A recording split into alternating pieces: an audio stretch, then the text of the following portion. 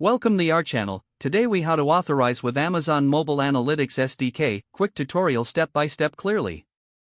To get started with the Amazon Mobile Analytics SDK, first, make sure you have your AWS credentials ready. Open your project in your preferred development environment. Download the Amazon Mobile Analytics SDK from the AWS website. Unzip the downloaded file and locate the necessary libraries. Add the SDK libraries to your project's build path.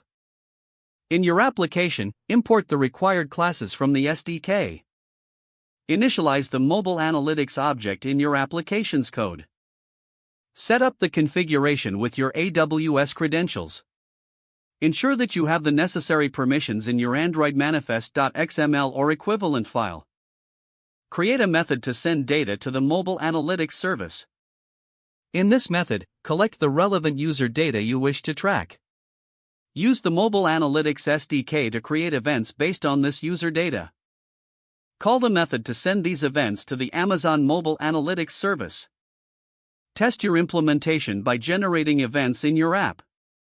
Check the AWS Management Console to verify that the data is being received correctly.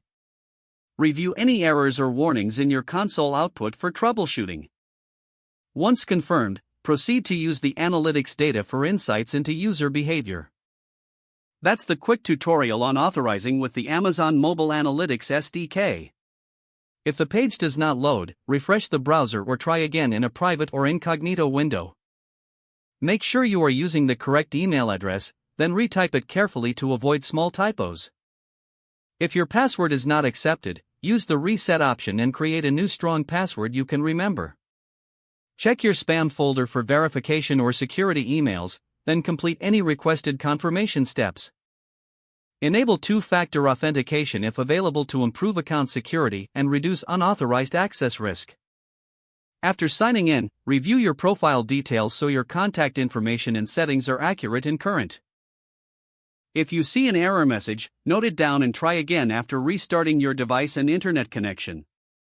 Log out when you finish, especially on shared devices. If the page does not load, refresh the browser or try again in a private or incognito window.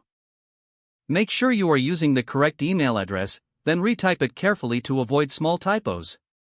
Don't forget to like this video and subscribe to our channel for more step-by-step tech guides.